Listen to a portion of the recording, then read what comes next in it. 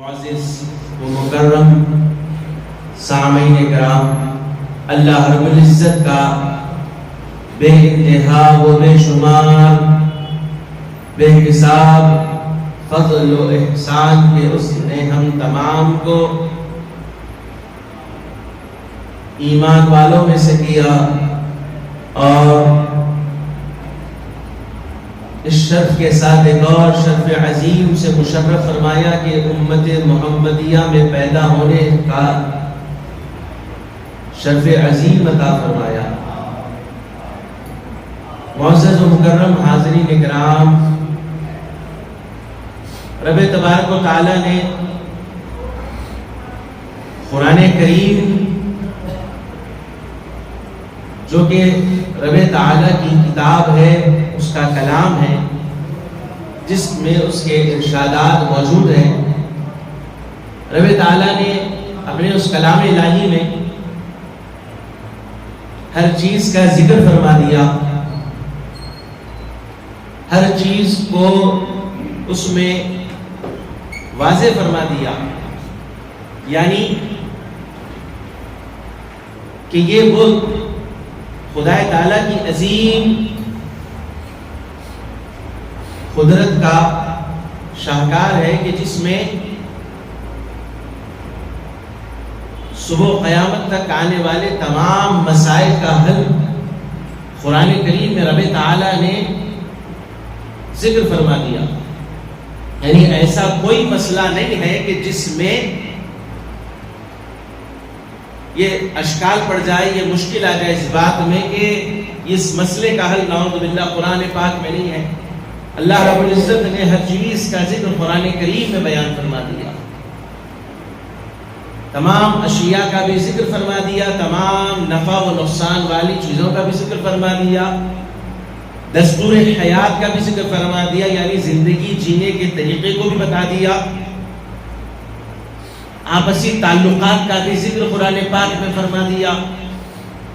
غرض کہ اللہ تبارک و تعالیٰ نے تمام چیزوں کا جہاں ذکر فرما دیا، وہیں اپنی عبادات کا بھی ذکر فرما دیا، یعنی بندوں کو یہ بتا دیا کہ وہ رب تعالیٰ کی اپنے پروردگار کی عبادت کرنے کا بھی ذکر بھی فرما دیا۔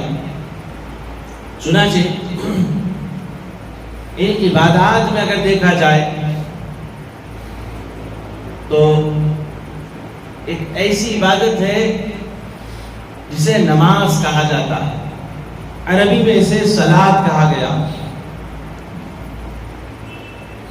اور جب جمعے کا دن آتا ہے تو یہ تو جمعے کی نماز، اس کا تو حکم خصوصیت کے ساتھ ہے، بلکہ یہ واجب کے حکم میں ہے، یعنی کوئی بلا عذر اس جمعے کی نماز کو ترک نہیں کر سکتا۔ ان چیزوں میں جس سے جمعے کی نماز ترک کرنے کا جو ذریعہ بن جائے، عذر پیدا ہو جائے، ان میں سے ایک تو یہ ہے کہ نابالغ ہیں یا پھر معذور ہیں یا بیمار ہیں یا ضعیف ہیں، ایسے لوگوں کے لیے جمعے کی نماز کا ادا کرنے کا حکم نہیں ہے، بلکہ ان کے لیے اگر یہ ظہر پڑھ لے تو کافی ہے۔ پھر اس کے ساتھ ساتھ خواتین کے لیے حکم ہے کہ وہ جمعے کی نماز نہیں بلکہ 4 رکعت ظہر ادا کریں گی۔ جس طرح عید کی نماز کا موقع آتا ہے تو وہ عید کی نماز کیا کرنے پڑیں گے، بلکہ 2 رکعت نفل کے طور پر پڑھیں گے۔ تو یہ جمعے کی نماز کی اہمیت اس وقت پتہ چلے گی، اس وقت اس کی بات کو سمجھنے میں آسانی ہوگی کہ جب ہم اس بات کو سمجھیں گے کہ نماز کیا ہے، صلاۃ جسے کہا گیا، چونکہ ایک طرف صلاۃ کا ذکر آیا قرآن پاک میں، نماز کے لیے بھی آیا، درود پاک کے لیے بھی آیا۔ اب ہم ان دونوں چیزوں کو اگر ایک ساتھ لے کر سمجھیں تو یقیناً یہ ہمارے ایمان اور عقیدے کو مضبوط کرنے والی چیز ہے۔ صلاۃ، اگر صلاۃ کا ذکر رب تعالیٰ کے ساتھ ہو تو نماز ہے، عبادت ہے، خدا کی بندگی ہے۔ اور اگر یہ صلات نبی کے ساتھ ہو، ہمارے آقا کے ساتھ ہو، تو یہ ضرور ہے. جیسا کہ رب تعالیٰ نے ارشاد فرمایا ان اللہ وملائکتہ یصلون علی النبی یا ایھا الذین آمنوا صلوا علیہ وسلموا تسلیما. اللہم صلی علی سیدنا.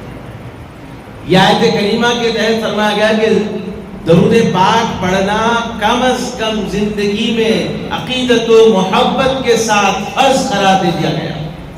چونکہ حکم خداوندی ہے، ایک مرتبہ تو پڑھنا لازم ہے، وہ بھی عقیدت و محبت کے ساتھ.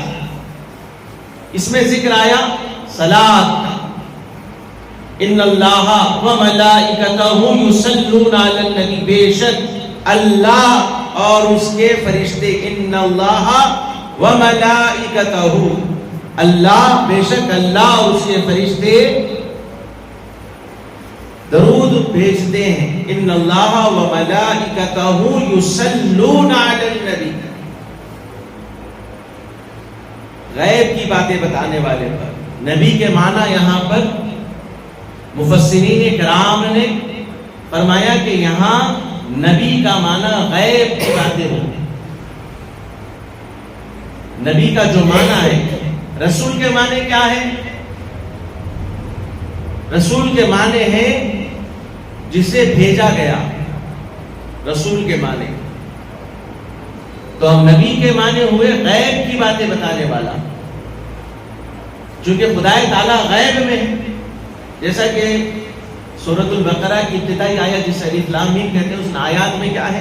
الذین یؤمنون بالغیب، وہ جو غیب پر ایمان لائے. غیب کیا ہے؟ جنت غیب ہے، دوزخ غیب ہے، نہیں دیکھ نظر آ رہی ہے کسی کو. اسی طرح شیاطین چھپے ہوئے غیب ہیں، فرشتے غیب ہیں، رب تعالیٰ کی رحمتیں یہ بھی غیب ہیں، نظر ہی نہیں آ رہی. اب دنیا کا تو یہ تقاضا ہے، یہ حال ہے کہ دنیا والے انہی چیزوں کو مانتے ہیں جو نظر آتی ہے، جو دکھتی ہے.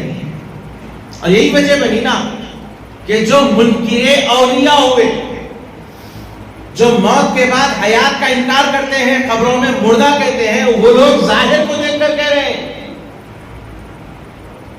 کیا دیکھ کر کہہ رہے ہیں؟ ظاہر کو. خبر نظر آ رہی ہے، چادر نظر آ رہی ہے، اس مزار پر چڑھے ہوئے پھول نظر آ رہے ہیں، لیکن انہیں مزار کے اندر کا نظر عام نظروں سے محفوظ ہے وہ چیز، تو کیسے نظر آئے گی؟ تو اب اس کا جواب یہ ہے کہ جس طرح اللہ رب العزت نے قرآن کریم کو جامع کمالات عطا فرما دیے، کہ قرآن کریم کو یہ شرف عظیم عطا فرما دیا کہ اس میں ہر کسب و ناکسب کا ذکر فرما دیا، ہر چیز کا ذکر فرما دیا.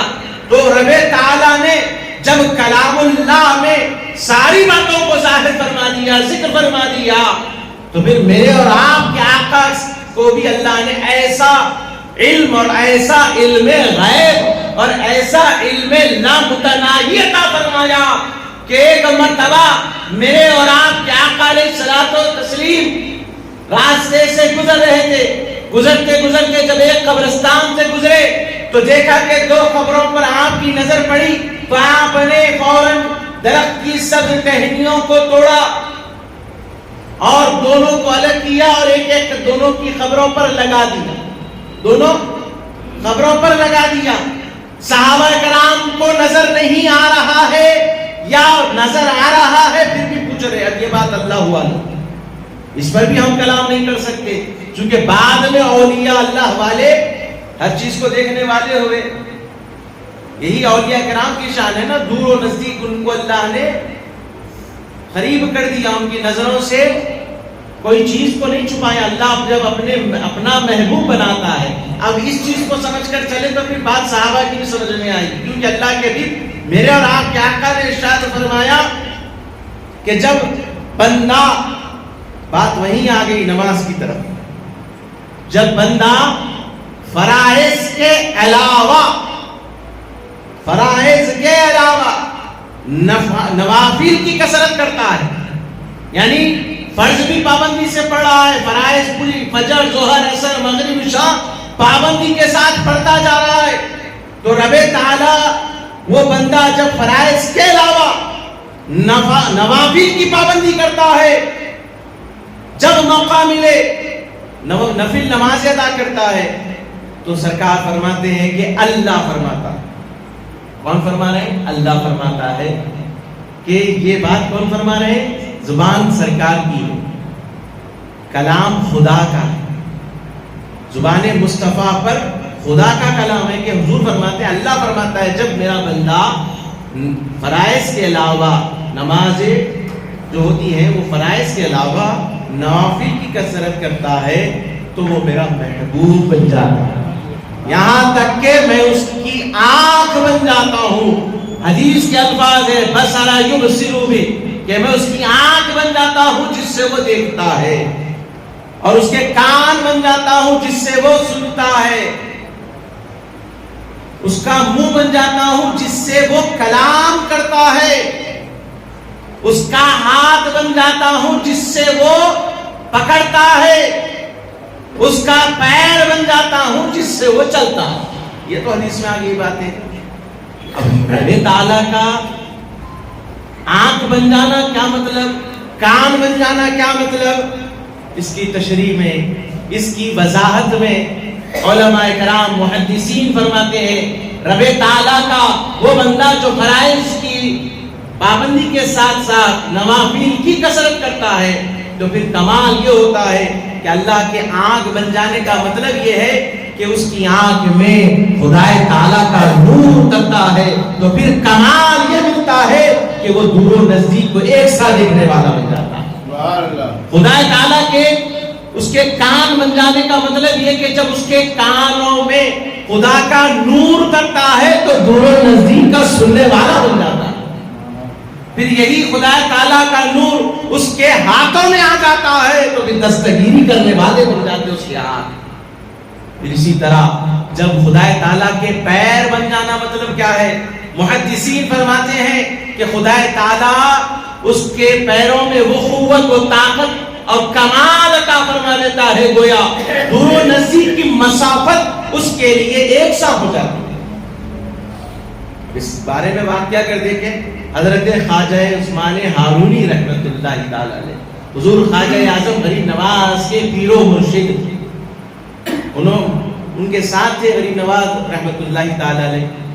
تو ایک مرتبہ کہتے ہیں کہ جب میں اپنے پیر و مرشد کے ساتھ تھا تو ہم چلتے چلتے دریا آ گیا۔ جب دریا آیا تو پیر و مرشد نے فرمایا کہ معین الدین میرا ہاتھ تھام لو اور آنکھیں بند کرو۔ حضور غریب نواز رضی اللہ تعالیٰ عنہ نے آنکھیں بند کی، پیر کا ہاتھ تھام لیا، اور کچھ ہی لمحے بعد پیر نے پھر کہا معین الدین آنکھیں کھولو۔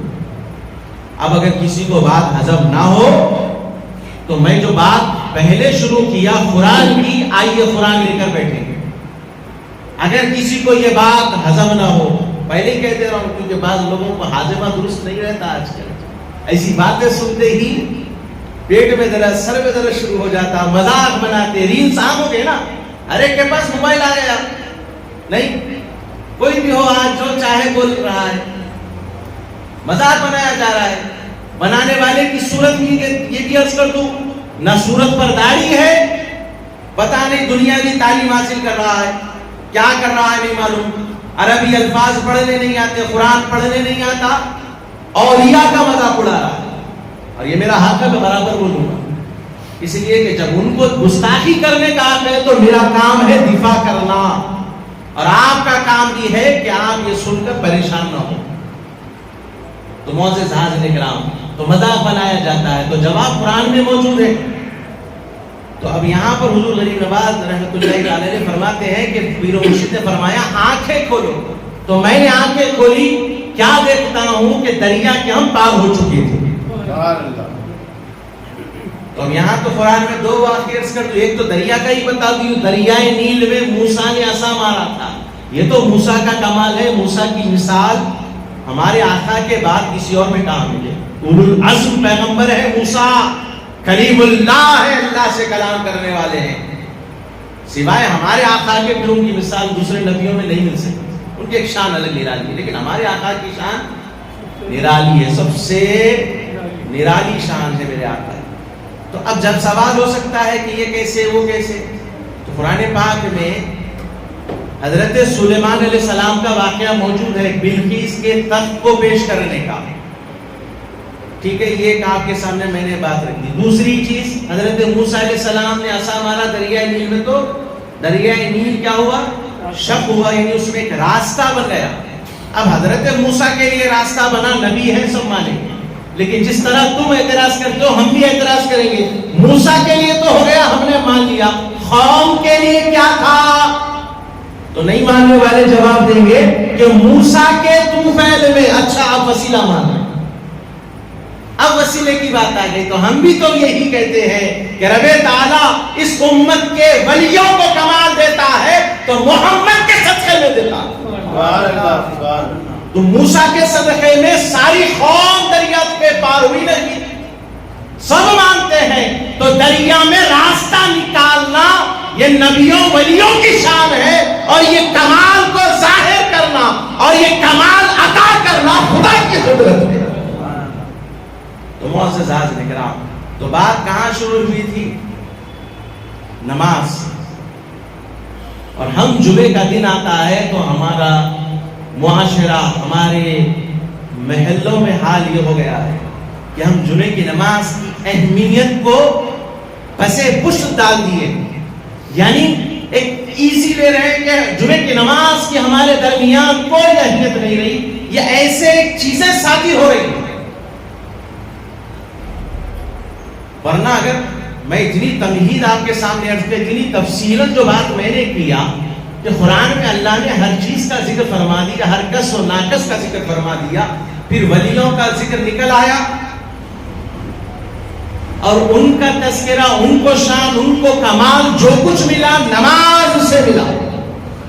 ہم فرائض جو فرض نمازیں ہیں اس کی جو ہے لاپرواہی تو کر رہے ہیں، ساتھ ہی ساتھ جو جمعے میں ہفتے میں جو ایک دن آتا ہے جمعہ، اس دن کی نماز کو بھی ہم ضائع کر رہے ہیں.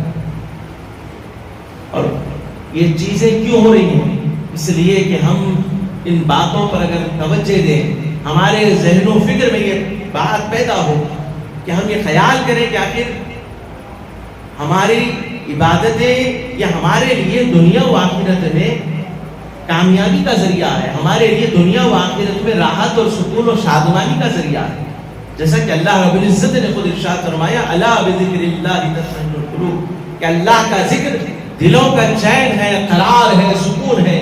یعنی انسان اگر دولت کے انبار بھی کھڑا کر دے، وہ دنیا کی دولت بھی حاصل کر لے، لیکن اسے سکون و قرار نہیں مل سکتا.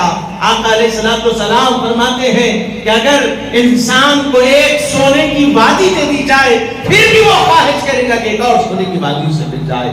اللہ اکبر. معزز حاضرین کرام، ضرورت ہے کہ ہم مال کی محبت کو، پیسے کی محبت کو اپنے دلوں سے نکال دیں، اپنے دلوں سے ان دنیاوی محبتوں کو نکال کر خالق کائنات، دنیا بنانے والے کی محبت کو اپنے دل میں جگا دے. اور یہ اس وقت ہو سکتا ہے جب ہم اللہ کے حضور حاضر ہوں، جب ہم اللہ کے حضور حاضر ہو کر عبادتوں کا حق ادا کریں، نمازیں ادا کریں.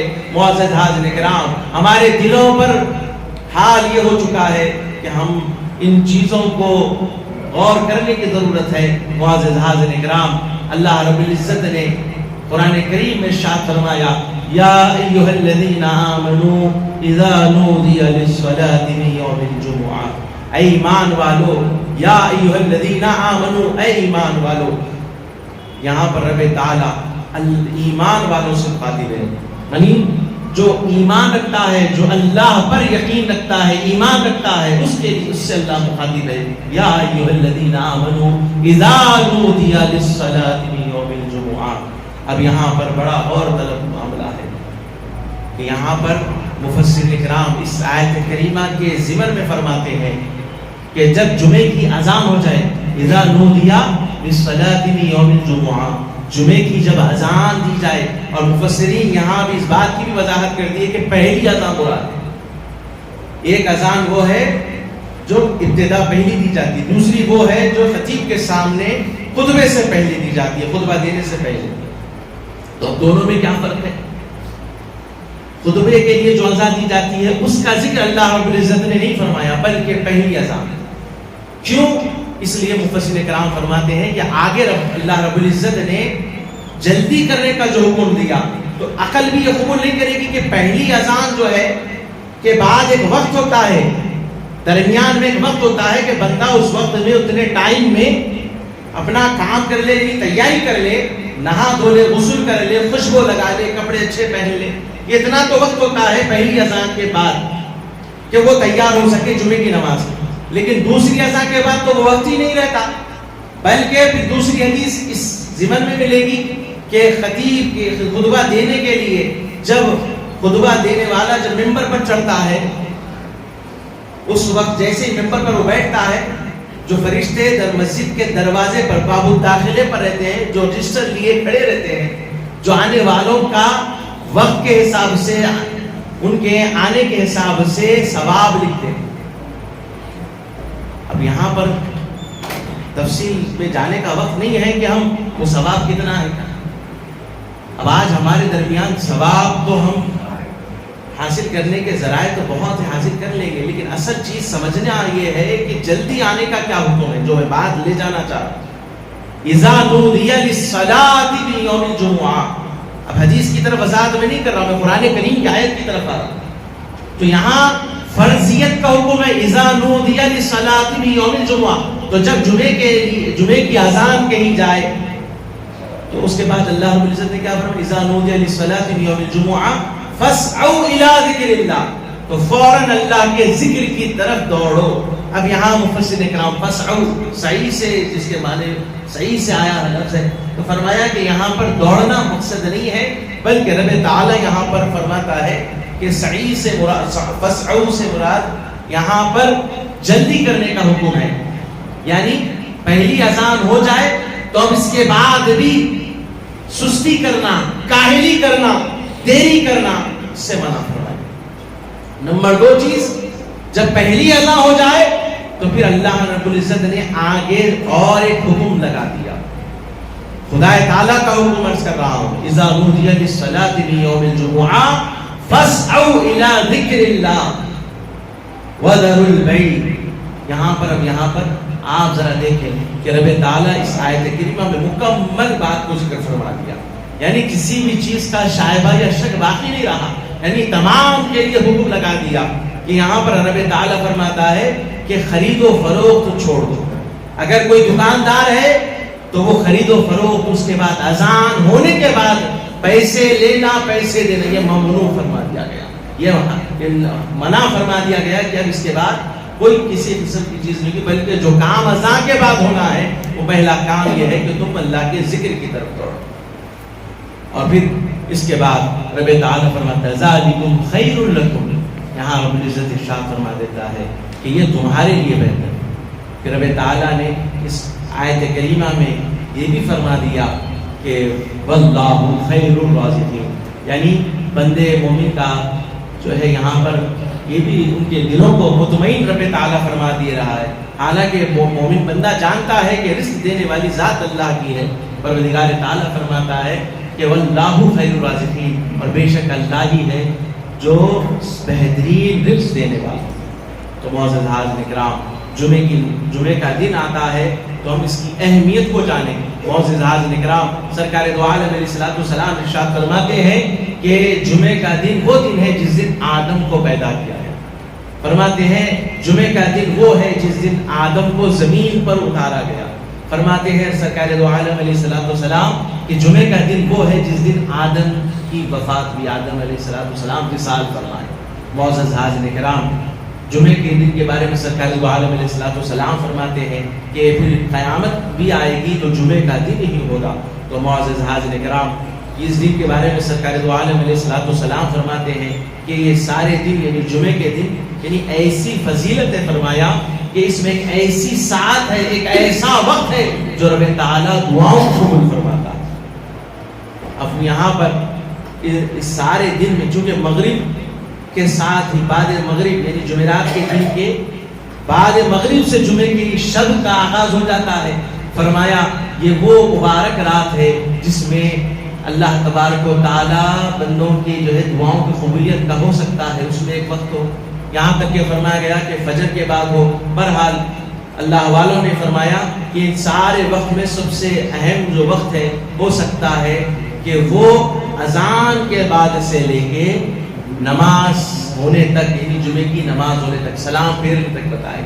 بعض محدثین نے کہا کہ عصر کی نماز تک لے، لیکن زیادہ غالب گمان جو قبولیت کا وقت ہے دعا کی، فرمایا کہ وہ خطبہ دینے کے لیے جب ممبر پر چڑھتے ہیں، دونوں خطبوں کے درمیان جو بیٹھتے ہیں، فرمایا وہ وقت زیادہ نظر آتا ہے جس میں دعائیں قبول، وہ وقت ہو سکتا ہے. زیادہ گمان، زیادہ خیال یہ کہا گیا کہ ہو سکتا ہے وہ.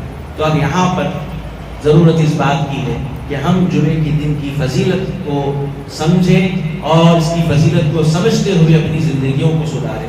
یہ وقت ایسا ہے کہ جس میں دعائیں قبول ہو جاتی ہیں. پروردگار تعالیٰ اپنے بندوں کی، سرکار فرماتے ہیں کہ حرام کے سوا تمام دعاؤں کو اللہ رب العزت قبول فرماتا ہے. تو معزز حاضرین کرام، سرکار دو عالم فرماتے ہیں کہ جمعہ سردار ہے تمام دنوں کا بھی. فرمایا معزز حاضرین کرام، اس جمعے کی فرضیت کا کب ہوا اس بارے میں بھی بات کہہ دوں کہ جب سرکار دو عالم علیہ السلام 12 ربیع الاول پیر کے دن مدینہ شریف پہنچے، ہجرت فرمائی، تو جب مقام خبا پر پہنچے آپ، تو اس موقع پر چونکہ پیر منگل، چاشمہ اور جمعرات کا دن تو ہو گیا، جب مقام خبا پر جب پہنچے تو آپ نے وہاں پر پہلا جمعہ کا آغاز فرمایا اور اس کے بعد سے پھر جمعے کی فرضیت کا حکم ہوا. اب رہی بات اذان کا، ان اذانوں کے درمیان جو الفاظ کا اضافہ ہوا وہ حضرت عثمان غنی رضی اللہ تعالیٰ عنہ کے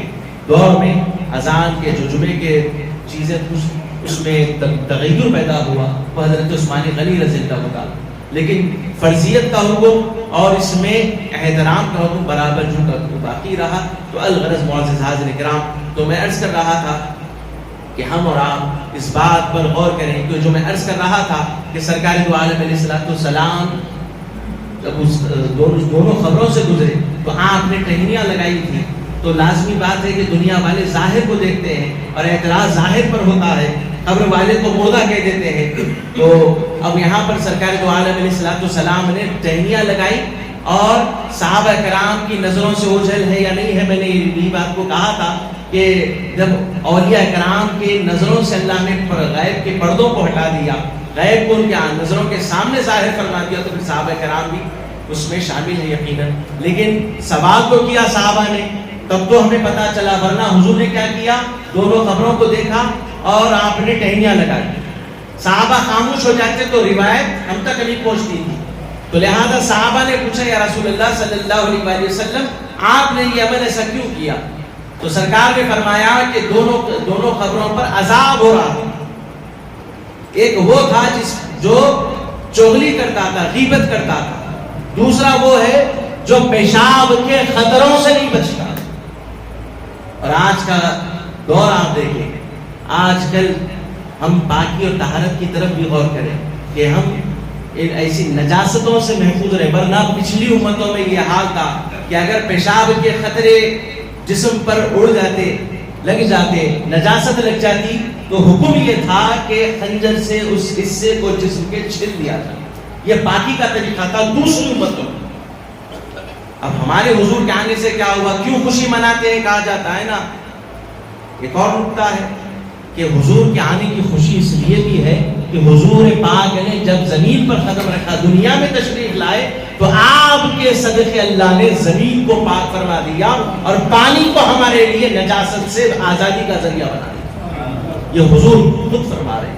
تو معزز حاضرین کرام، تو ہمارے لیے کیا حکم ہے؟ نجاست لگ جائے تو 3 مرتبہ دھونا، یہاں تک کہ یا تو اس کی بو چلے جائے، بدبو چلے جائے، یا پھر وہ جو دھبکا ہے نجاست کا وہ ختم ہو جائے. دونوں میں سے ایک ہو جائے تو پاکی مل جائے.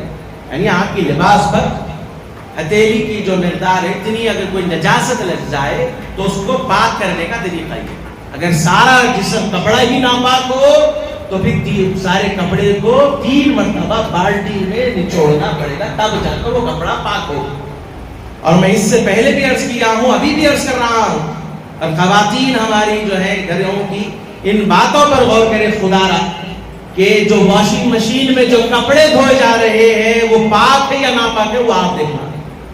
اب اس کو دیکھنے کا طریقہ یہ ہے کہ آپ 4-6 کپڑے پاک ڈال رہے ہیں، اس میں ایک کپڑا بچے کا یا کسی ایسے گھر کے شخص کا جس کی حالت ذہنی توازن میں کسی وجہ سے نجاست کا معاملہ ہو، تو اس کا ایک ناپاک کپڑا 4 پاک کپڑوں میں واشنگ مشین میں دھویا جا رہا ہے تو سارے کپڑے نجاست ہیں۔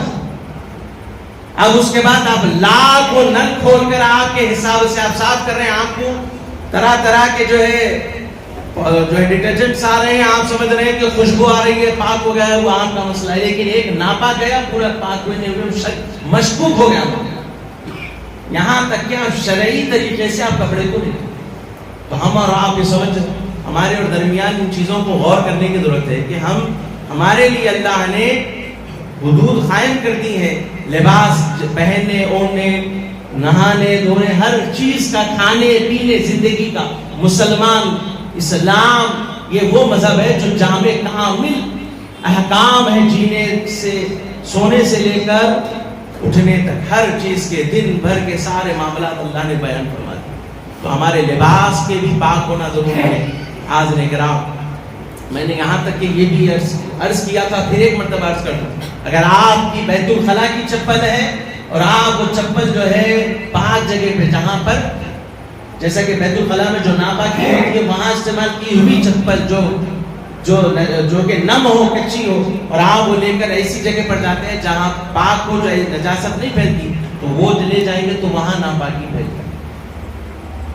اب یہ ساری چیزوں پر غور کرنے کی ضرورت ہے۔ تو یہ چیزیں کیا ہیں، اب اس سے ہوتا کیا ہے، ایک سوال ہو سکتا ہے کہ کیا ہو جاتا بھائی ایسا ایسا کر لیے تو معزز حاضرین کرام، سرکار دو عالم علیہ الصلوۃ والسلام کے ارشادات موجود ہیں، جو ننگے سر کھاتا ہے شیطان اس کے سر پر بیٹھ کر اس کے برتن میں ہاتھ ڈال کر کھاتا ہے۔ نمبر 1، جو ننگے سر بیت الخلا کو جاتا ہے بغیر ٹوپی پہنے، سر پر ڈھانکے بغیر جاتا ہے، سرکار دو عالم کا ارشاد موجود ہے، فرماتے ہیں کہ شیطان اس کے سر پر بیٹھ کر پیشاب کرتا ہے، یعنی ننگے سر کا یہ عالم ہے۔ تو اندازہ تو نجاست کیا چیز ہے، تو جب بندہ نجاست کیا ہوتا ہے، اس کا نقصان کیا ہے۔ نماز کی بات چل رہی ہے، میں نماز کے بارے میں عرض کر رہا ہوں، چاہے آپ جمعے کی نماز ادا کرے یا نفل پڑھے، فرض پڑھے، جو بھی پڑھے، آپ نے وضو کیا، وضو کے دوران آپ کا کوئی بال برابر آزادی نہیں بھیگا تو وضو ہوتا نہیں ہوتا، یہ تو حنف کے نزدیک بات طے شدہ ہے۔ آپ نے سر کا مسح کیا، مسح کرنا بھول گئے تو وضو ہوا نہیں ہوا، یا وہ مسح کیا لیکن آپ کے ہاتھوں کی نمی، آپ کے سر کے 4 حصے میں سے ایک حصہ تو نم ہونا، کچا ہونا، پانی کی تری اس کو لگنا آپ کے سر کو، تو آپ کا وضو۔ تو اب اس میں کئی گڑبڑی ہو گئی، تو یہاں پر جب آپ نماز کے لیے ٹھہرتے ہیں تو وہ جو آپ کی سہو یا غلطی ہوئی وہ شیطان کے نماز میں داخل ہونے کا ذریعہ اور سبب بن جاتا ہے، جو آپ کی نماز کو خراب کر دے۔ اب یہی وجہ ہے کہ انہی وجوہات کی بنا پر، جو میں تو بلا ٹوک کہتا ہوں کہ غلطی ہوتی ہے، اگر امام سے قرات میں یا کچھ بھی ہوتا ہے، سیدھا امام کے اوپر جو ہے نشانہ ساتھ دیا جاتا ہے، امام صاحب سے غلطی ہوئی، لیکن پتہ نہیں کس کی وضو، کس کی طہارت مکمل نہ ہونے کی وجہ سے غلطی ہو۔ نظر تو آتا ہے امام صاحب نے فلاں کر دیا، رکوع کا مسئلہ ہو گیا، سجدے کا ہو گیا، لیکن حقیقتاً بات اگر دیکھی جائے، بات کی اگر تہہ کو پہنچا جائے، بنیاد تک اگر پہنچا جائے، تو حقیقت غلطی آنے کی یہی ہوتی ہے۔ ورنہ پڑھانے والا حافظ ہوتا ہے، ایسا ہو ہی نہیں سکتا کہ آیت بسا اوقات پڑھانے والا جو غلطی سہو ہو جاتی ہے خود غور کرتا ہے کہ بھئی یہ تو آیت ایسی ہے کہ مجھے آدھی رات کو اچھی گہری نیند سے اٹھا کر پوچھا جائے تو روانی کے ساتھ پڑھتا ہوں، لیکن نماز میں سے کیسے ہو گیا، ہونے والے کس سے پوچھا جائے۔ لیکن ہوتا کیوں ہے؟ شیطان، یعنی شیطان کوئی ہیلا، کوئی موقع ایسا نہیں چھوڑتا جس میں بندے کو گمراہ کر دے، راہ سے ہٹا دے۔ تو معزز حاضرین کرام، تو اب ہمارا کام ہے شیطان کی کوششوں کو کامیاب ہونے نہیں دینا۔ تو اس کے لیے ہم کو چاہیے کہ ہم پاکی اور طہارت پہلے اختیار کریں۔ پاکی اور طہارت کا کمال یہ ہوتا ہے، یاد رکھ لو، ناپاک شیاطین، جنات تک آپ کا کچھ نہیں بگاڑ سکتے۔